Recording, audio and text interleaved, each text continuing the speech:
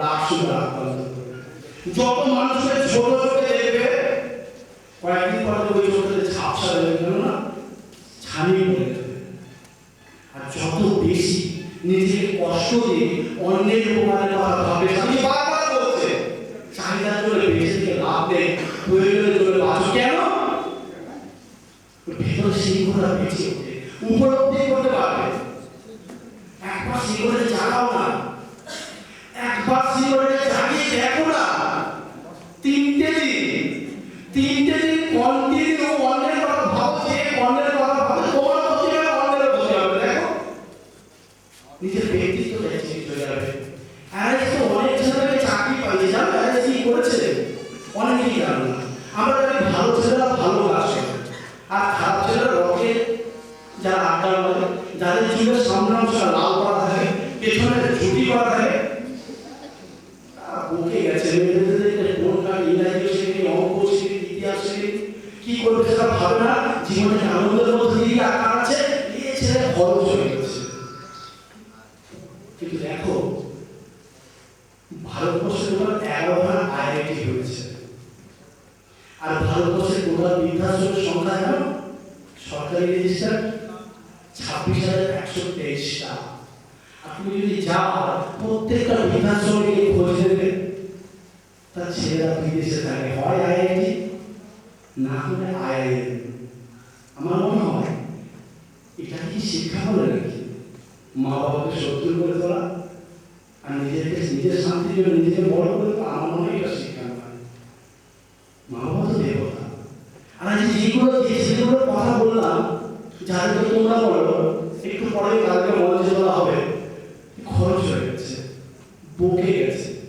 তাদের যে একদিন ক্লাসের মধ্যে বলেছিল সোশ্যাল কাজের গুরুত্ব কি, সোশ্যাল কাজ করে কি হয়।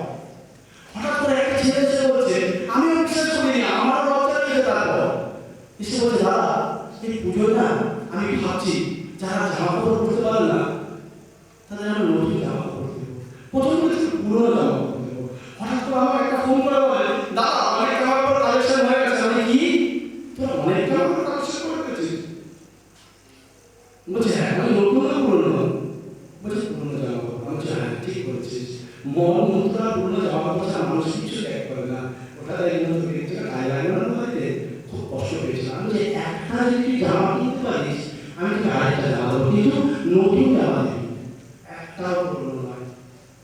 ওই 10 থেকে 12টা ছেলে 7 দিনের মধ্যে প্রত্যেক ও এই স্কুলের তাদের টিচার থেকে আরম্ভ করে বন্ধু বান্ধব তার আত্মীয়দের বাড়িতে গিয়ে 108খানা নতুন জামা কাপড় কালেকশন করেছে। স্তব্ধ করে দিয়েছিল আমাকে, এটা সম্ভব। ওদের কেউ মানুষ গ্রহণ করেছে, কারণ কাজটার মধ্যে আন্তরিকতা পেয়েছিল। তারপর আমি স্যারের সাথে কথা বলার সঙ্গে সেও তাকে নিয়ে আমি পাঠিয়ে দিয়েছিলাম বর্ষিঘাট রামকৃষ্ণ মিশনে। সেখানে দুষ্ট ছেলেমেয়েদেরকে দিনের বেলা না, দুপুর বেলায় না, যাতে ওরা সুনামের আকর্ষণে মোহে না পড়ে যায়। আমি বলছি সকালবেলা ইচ্ছা করে তো সকালবেলা কেউ যাতে না দেখতে পায়। সকালবেলা ওরা একটা জল খাইনি, শ্রদ্ধার মাথা নিচু করতে হয়, ওদের প্রণাম করা উচিত। সকালবেলা উঠে সেই ছেলেগুলো এক ফোঁটা জল না খেয়ে ওই রামকৃষ্ণ মিশন মহারাজের সময়টায় ওরা সবার হাতে নতুন জামা কাপড় দেয়, একটা করে চকলেট দেয়, আর ওদের হাসি বড় হয়। ওরা এসে বলেছে আমার মনে হচ্ছে ভগবান আসছে। এটা কি উপলব্ধি বলে, এটা কি স্বপ্ন বলে? ওরা করতে পেরেছে। এই যে যন্ত্রকে একটা দিনের ভাবনা যদি ওরা প্রতিদিন ভাবনা যায়, তাহলে এই মানুষগুলি বাইরে থাকে নাকি? কিন্তু এই বললাম ঈশ্বর বল ঈশ্বর আমাকে সুযোগ দিচ্ছে না, বারবার যন্ত্রণা দিচ্ছে। এই কম্পিউটারের বিভাজন নিয়ে আমি দেখতে পাই বাড়িতে গেলে এই ছেলেটা এই মেয়েটা স্বপ্ন দেখতে পারছে না। বাড়িতে গেলে বলছে তোরা কিছু হবে না, তুই এটা কেন করছিস, অমুক এই করছে, তুই কেন করছিস না। বুকে জড়িয়ে রাখা হচ্ছে আমার সবসময় বলি আমার কিছু রয়েছে এখানে বসে বলি, দুটো মেয়ে চারজনের বেশি বসতে পারে না। আমার এক ছাত্র এবার ব্যাংকেও পরীক্ষা দিয়ে রিটেন ব্যাংক আমি কেটে দিয়েছিলাম। আমি দেখতে যন্ত্রণা আমার মধ্যে তার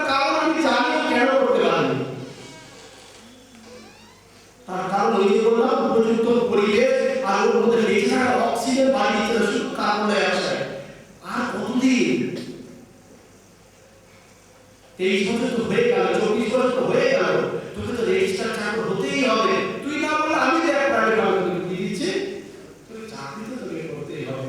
স্বপ্নের প্রতি শ্রদ্ধা কথা অনুরোধ করি সমস্ত গার্জিয়ানদের যা আছে, ছেলেদের স্বপ্নটাকে বোঝার চেষ্টা করবেন, তাকে উপযুক্ত পরিবেশ দেবেন, আর সবসময় কানের মধ্যে বলবেন তুই পারবি।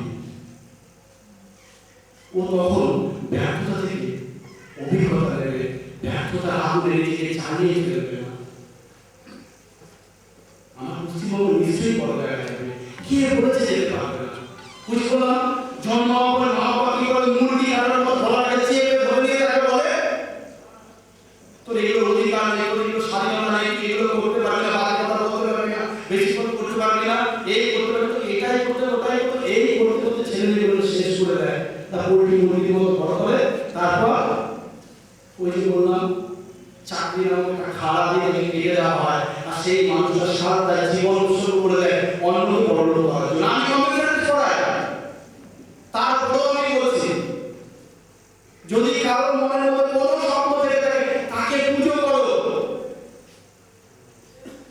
চাকরি তোমার লক্ষ্য হতে পারে, ওটা শেষ নয়। যদি চাকরি হয় তাহলে সত্যি দেবের মতো সামনে দেওয়ার মতো ওই রকম জায়গায় যেতে হবে। অদ্ভুত লাগে তার যে চাকরি পাওয়ার পর ছেলেটা শেষ থেকে ফেলে, কি মুশকিল ভাবাতেই পারি না। এই যন্ত্রণা আমাকে রাতে ঘুমাতে দেয় না।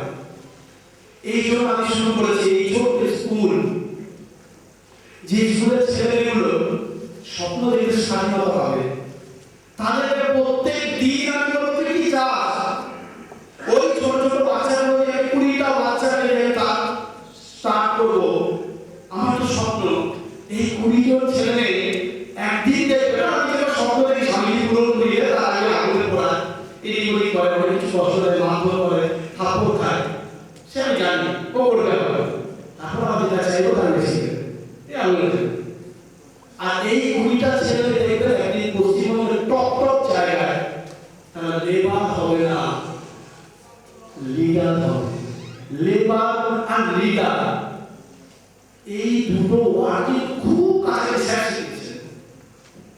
লেবার শক্তিমান, লিডার বুদ্ধিমান। কখন বুদ্ধিমান হয় জানো? যখন সেটা কাজটাকে ভালোবাসতে পারে। ভালোবাসো না, তুমি যে স্বপ্নটা দেখছো দেখবে ওই স্বপ্নের মধ্যে থেকে তোমাকে কত শক্তি দিচ্ছে, কত শক্তি দিচ্ছে। আর ওই শক্তিটা বারবার বলে আমি শেয়ার করি, ওই শক্তিটা বারবার বলে লোকে ওই শক্তিটা বারবার শেয়ার করতে করতে করতে করতে লোকে তোমাকে ফলো করতে থাকবে। তুমি দেখতে পাচ্ছ না কিন্তু লোক তোমাকে ফলো করছে। ফলো করতে করতে একটা সময় তুমি জানোই না তুমি লিডার হয়ে গেছো। আর লেবার থেকে বলে জানো সকালবেলা উঠে কাটা বসে আবার সকালবেলা উঠে সেই কাজটা করতে হবে যেটা আমি কোনদিন চাই, তাই না? সচিন যদি সকালবেলা উঠে তার বাবা মাকে বলতো ভালো আমাকে গল্প অনুযায়ী করে যেত, ইতিহাসে নাম দিত না, তাই কি না? একে বলে আত্মবিশ্বাস। যে সব ভাবনা, যে ইচ্ছা তোমার ভেতরে শক্তি দেবে, খোঁজো না, খোঁজো। একদিন লাগবে, দুদিন লাগবে, 3 দিন লাগবে, 4 দিন লাগবে, খুঁজে তুমি পাবে। সেই শক্তিটা, সেই ভাবনাটাকেই বলা হয় কনফিডেন্স, আত্মবিশ্বাস। আর তুমি যখন আত্মবিশ্বাসী হয়ে যাবে না, তোমার মতো ভাবনার লোক আজকে বিজ্ঞান করছে, তোমার মতো ভাবনার লোকগুলো তোমার পাশে দাঁড়াবে। একটা এক্সাম্পল দিচ্ছি, আমার স্কুলটা তৈরি হচ্ছে, আমার এখানে মনে আছে আমাদের দেখতে পাচ্ছি না, ওনার বয়স 57 বছর বা 58 বছর, ওনার কদিন পর রিটায়ার করবে। হঠাৎ করে আমাকে বলে চলো জীবনটা গুটিয়ে ফেলেছি, সেটা তো বাইরে চলে গেছে, যে বড় ইউনিভার্সিটিতে পড়াশোনা করছে, ও তো আগামী পর বিদেশ চলে আর কিছু ভালো লাগে না, জীবনটা নিয়ে ঘুরে দিতে না, এতটাই জীবনটা গুটিয়ে ফেলেছো কেন? সেই লোকটা এই সময় সবকিছু গুটিয়ে নিয়েছে, সবকিছুকে রেখে এসেছে, লাইফে রেখে এসেছে, চাকরি পাওয়ার পরে কটা এলআইসি করতে হবে, কটা অ্যাকাউন্ট করতে হবে, কটা গাড়ি দিতে হবে। এই সেভিংস মানুষকে দুর্বল করে দেবে। আমার অ্যাকাউন্ট যদি যে কেউ বলো তখন আমি দেখাবো আমার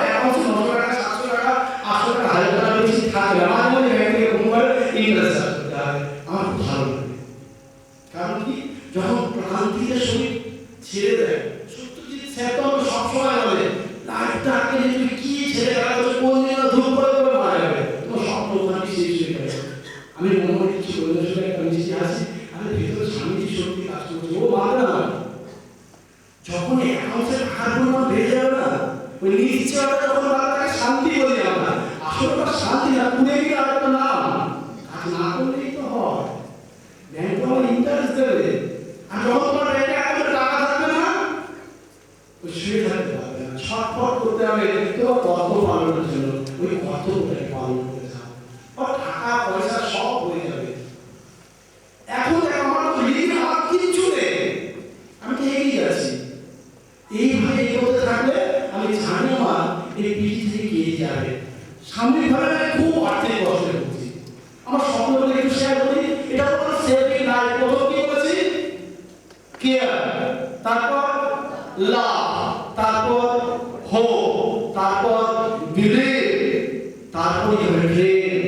যখন তোমার মধ্যে বিশ্বাস আসবে, তুমি যখন আত্মবিশ্বাস জেগে শান্তির কথা উপলব্ধি করো, বিবেকানন্দকে একদিনে একটা বিবেকানন্দ বই পড়া যায়, একটা লাইফ উপলব্ধি করার একটা জীবন এলাপ নয়।